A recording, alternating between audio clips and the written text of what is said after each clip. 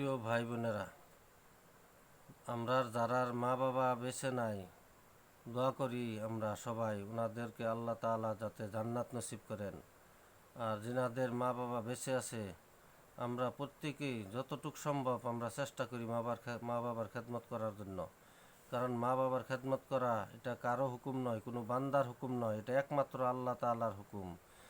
মা বাবার খেদমত করলে আল্লাহ তাআলা রাজি হয়, আল্লাহ তাআলা খুশি হয়।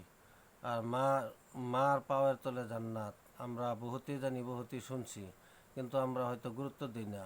আমরা বহুত সময় বহুত ক্ষেত্রে দেখি যে মা বাবা আমরার দুশ্মন হয়ে যায়।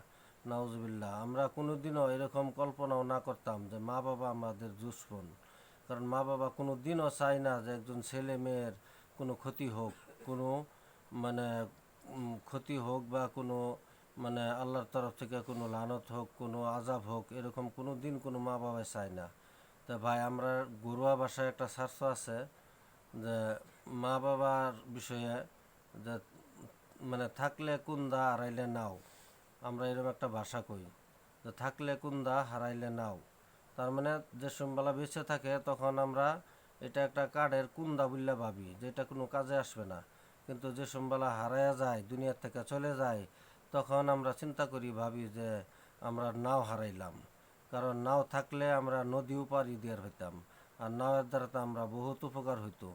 তা ঠিক ভাই, দুনিয়াত মা বাবা বেঁচে থাকতে আমরা এগুলি কথা একটু স্মরণ করি, চিন্তা করি, যার ধরনে আল্লাহ তাআলা রাজি হইব, আমরা দুনিয়া ও আখেরাত কামিয়াব হইব। তো ভাই, আমরা সবাই ইনশাআল্লাহ চেষ্টা করাম মা বাবার খেদমত করার জন্য, মা বাবার কথা মতো চলবার জন্য। আল্লাহ কবুল করুন, আমিন।